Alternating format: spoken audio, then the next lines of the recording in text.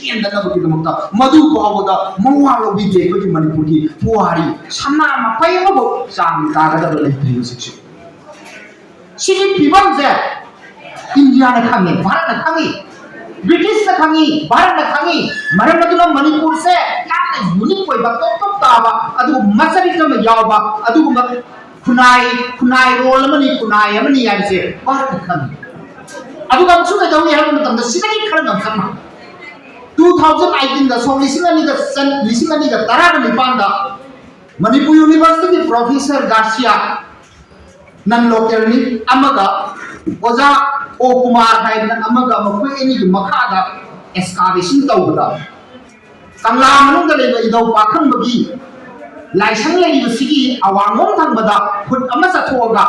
Madhuda metre Nepal लुथना तौरगा मधुगी मनुंदा इवदौ पाखंबगी लाइसंग अदो सागिबदा ममाकै मतमदा थांते लेत्रिङै सरुगी अदुबा खुलाय सरुदगी सेबना सिजनरिगे मतमदा उ मकक मकक कलागा मधुगी उदुगी लेमहौ खा रिमिनेंसेस अदुबा मयामदा मखादा तारगा कंजल्लगा मुसल्लगा खामजल्लगा तुमजल्लगा लेबा अदुबु करी कौरे अखोइना फॉसिल लन कौरे फॉसिल दो लौखनलगा अदुगमसु पोर्ट साट अन मधुद सिनरब सफु गुंबा सेगाई मसे कुंबसे अरी बसिंसे मसि लौखनलगा टेस्ट तौनना बगिदम मधुसु पेदे अखोइना टेस्ट तौजबदुदी अखोइना क्लेम तौजबने लौकिनी आइदना glass and ceramic research institute of India आइदना कोलकाता दा लेबा भारत की अफौबा आर्कियोलॉजिस्ट साइंटिस्ट मयामना बेस तौबा मफम असिदा थाबा मतमदा करी हायरके हाबा मतमदा हाइबा साइंटिस्ट सिंजिना 2018 दा सो लिसिंगनी गतरा निपाद करी हायरे याबदा असिगुम मकरगी पोर्ट सर्च अरी बादुगुम मकरगी पोचै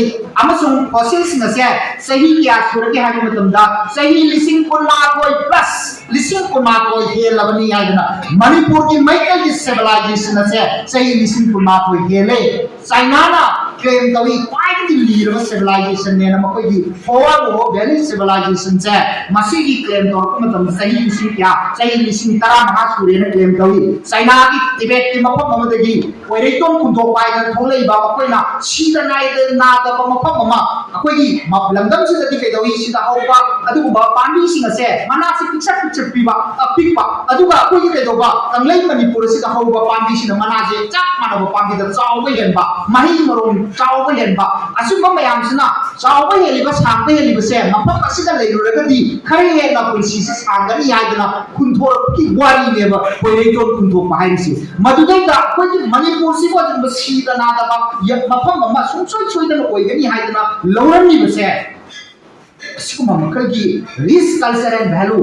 यामना नापदा असुमति वांबा अदुगा लेहाव सिसु मा मणिपुर की लेहाव सिसु अदुमति फावा अदुना मरम वरगा मणिपुर के सुबा पुहारी मणिपुर के सुबा इनाट मणिपुर के सुबा खुनुंगलोन मणिपुर के सुबा लेचावरोन मणिपुर के सुबा लोलसे असिन था असिना पीनी बले लांदे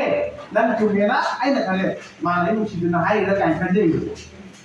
अरे दा खोय अरे दुला मणिपुरी की हेड पामेना मुला ये काम लिटरेचर वांबा ममोदे ने ओजा चिंतके के फेसे की कई फेसे फेसे के ना खांबा मान चिंतके के फेसे की वास कंफ्यूज है आसुना जब नहीं है अरे ये ऐसे ही मेरी सुनी शराब है अरे ये आपको इसे पासपोर्ट शकील रही इसे नहीं पासपोर्ट शकदा चिंतके के फेसे लेके चक्कर है फेसे की हम दुगो लई मोमान तो ओरगले चिनबा लई मतुंग को अगर थिए तो है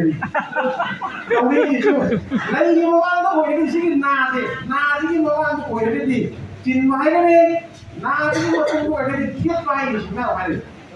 अबे ये मा इसी मोबाइल तो तुम का यूज करना ही मालवा मणिपुरी दा कोई गोवा में ना इसी ओहे बा कोई यो ना तो लई तो तो इधर आई इसे मा है के करे ला है आयो नंगी ना पर चिन के खन को निकल को ले रहा दे ಅದು ಉನ್ನತಿ ಲೆವೆಲ್ ಬಂದು ಸಂಘ ಇದ್ದಾರೆ ಕೈಗಾರಿ ಮಾಡ್ತಿದೆ ಹಿಂದಿ ಲಾಗ ತೋರಿಸಿ ಏನೇ ಬೆಟ್ಟಗೆ ಹಾಯ್ದೋಗಿ ಐದು ಚೀಜಗೆ ಇದು ಲಾಲೆ ಹಾಯ್ಬಾ ಅರೆ ಶಬ್ದ ಅಲಂಕಾರ ಕೈನವಾದ ಶಬ್ದ ಅಲಂಕಾರ ಅಂತಾರೆ ಆಟ ಅಲಂಕಾರ ಮಾಡಿದ್ಯಾ ಕೋ ಮುಖ ಶರಾತ ಅಂತಿದೆ ನಾನು ಇದು ಚುಮ್ಮೆ ಆಯ್ತಾ ಪೈಸಾ ತೋರಿಗಿ ಮೇ ಜಾನು ಹೋಯ್ತಾ ಅದಕ್ಕೆ